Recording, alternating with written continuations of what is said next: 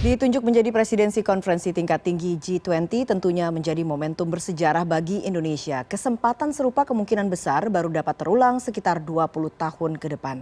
Berbagai kekhawatiran atas tidak tercapainya kesepakatan dalam KTT G20 menguat lantaran memanasnya kondisi geopolitik global karena perang Rusia dan Ukraina.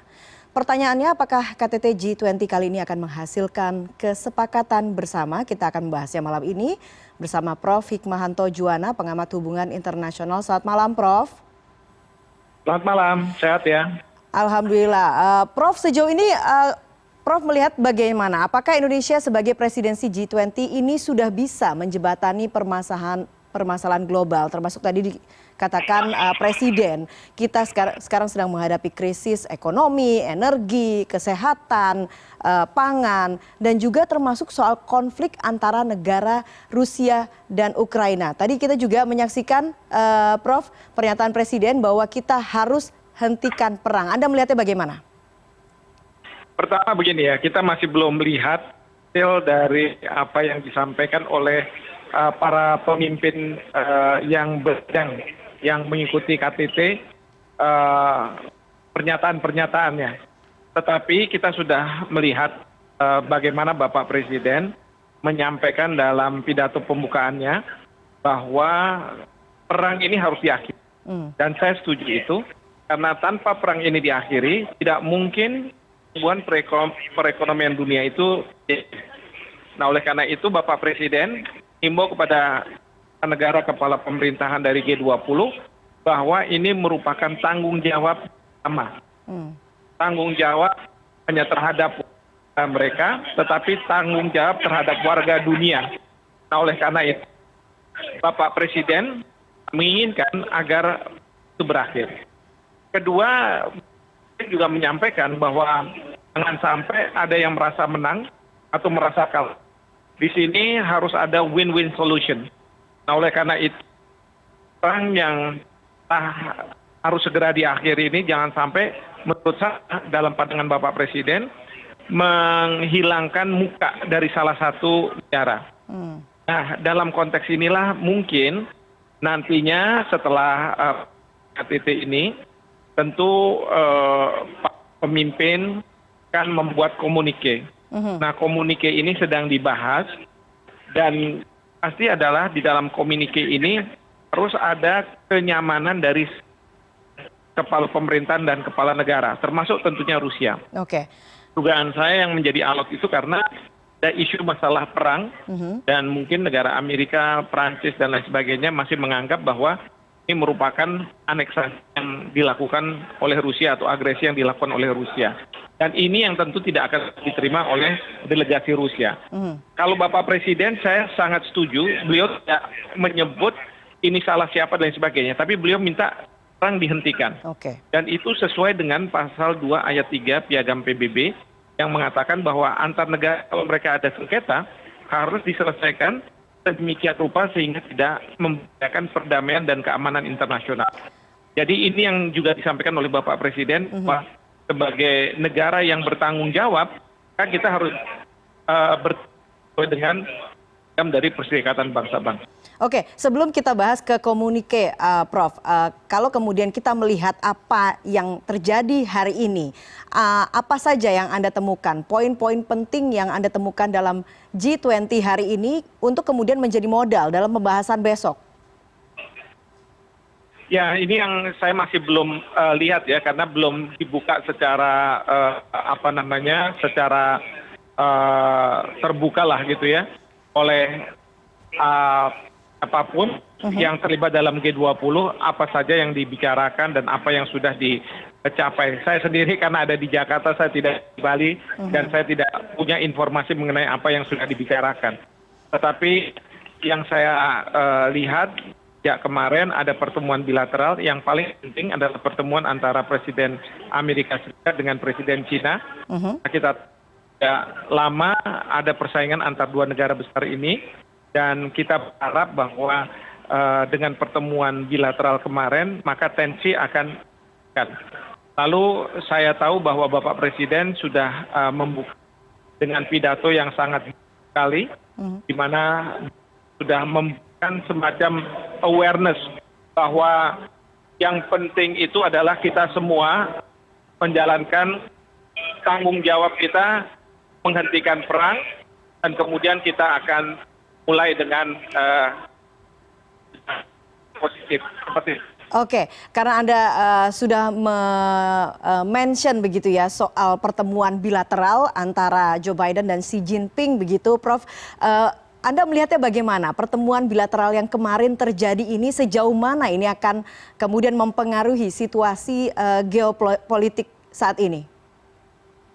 Ini akan berdampak positif ya, karena kedua pemimpin sudah sepakat bahwa mereka akan mengintensifikasi komunikasi di antara mereka, bahkan di level mereka. Presiden Amerika Serikat sudah minta kepada di luar negerinya untuk datang ke Beijing dan dengan mitranya, kemudian membicarakan masalah-masalah yang mungkin selama ini karena mereka melalui media massa ataupun masukan-masukan dari birokrasinya yang mungkin bukannya justru membuat cair, tetapi justru menjadi ketegangan antar negara. Oke. Sekarang dengan kesepakatan ini, kedua pemerintahan mungkin akan menurunkan ketegangan itu. Mereka sudah bersepakat bahwa tidak akan lagi ada perang dingin dan mereka akan bekerja sama konteks membuat dunia yang terutama dari segi perekonomian. Baik, kalau bicara kesepakatan ini Prof, yang paling kemudian ditunggu adalah yang sempat tadi Anda mention adalah leaders communique atau kesepakatan bersama. Nah, tapi kemudian dibayang-bayangi bahwa pertemuan itu tidak akan menghasilkan leaders communique ini. Nah, Anda melihatnya bagaimana kalau kemudian nanti tidak ada hasil kesepakatan alias leaders communique? Begini, yang pasti adalah agenda yang diusulkan oleh Indonesia kemudian dibahas oleh banyak negara itu kan sudah dilakukan sejak Indonesia tahun kemarin mendapatkan presidensi dari Ali. Dan kita sudah bekerja selama 1 tahun ini. Nah, dalam konteks seperti itu sebenarnya sudah banyak kesepakatan yang sudah bisa dijalankan. Sehingga sekarang masalahnya adalah ke depan kepala pemerintahan dan ini kan membuat leaders declaration atau komunike yang intinya adalah mana mereka akan menyikapi apa yang terjadi dan ke depan itu seperti apa. Nah, menyikapi apa yang terjadi ini yang memang akan menjadi sesuatu yang sulit. Karena apa? Karena adanya perang dan ini salah-salahan lah antara Amerika Serikat dengan Ukraina. Nah, oleh karena itu saya memang sekarang ini sedang dirumuskan bagaimana kata dan kalimat yang diterima oleh negara di antara G20 itu karena harus ada konsensus. Oke. Nah, kalau misalnya itu sudah bisa dilakukan, nah barulah itu yang akan disampaikan. Tapi kalaupun tidak, karena ini bukan juga dokumen hukum, tidak ada sesuatu yang mengikat, maka juga tidak masalah. Oke. Baiklah. Baiklah, terlepas kemudian dari leaders communique ini, Prof, Presiden Jokowi mengatakan bahwa KTT G20 ini tidak boleh gagal dan harus berhasil. Nah, bagaimana kemudian kita bisa menilai kesuksesan KTT G20 ini? Yang pasti semua agenda yang diusulkan Indonesia sudah dibahas. Dan kita kan mengusung tema Recover Together, Recover Stronger. Dengan 3 isu.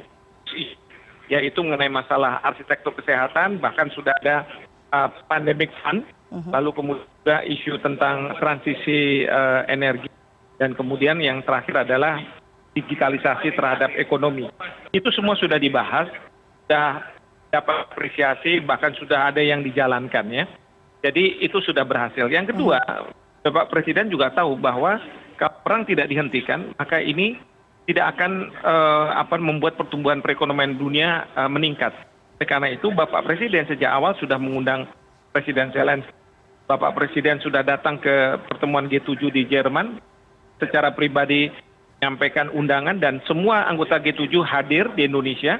Lalu kemudian Bapak Presiden ke Ukraina dan ke Rusia, meskipun sudah disampaikan undangan secara pribadi tapi tidak hadir. Nah, bahkan Bapak Presiden sudah menelpon satu persatu untuk memastikan kehadiran mereka. Memang di luar kendali Bapak Presiden bahwa Presiden Rusia tidak hadir. Seandainya Presiden Rusia hadir, maka yang kita harapkan adanya bilateral meeting antara Presiden Rusia dengan Presiden Biden sebagaimana dan Xi Jinping dengan Presiden Biden.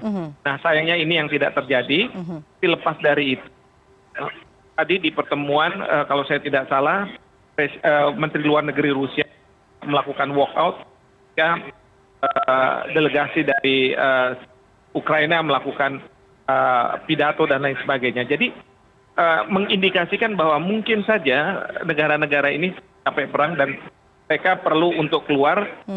Bagaimana keluarnya bisa menyelamatkan dari negara-negara ini dan tentunya pemerintahan dari masing-masing negara. Baik, kita akan tunggu konkretnya pada hari terakhir besok kalau begitu. Prof. Hikmahanto Juwana, pengamat hubungan internasional, terima kasih atas waktunya di CNN Indonesia Prime News. Selamat malam. Selamat malam, terima kasih.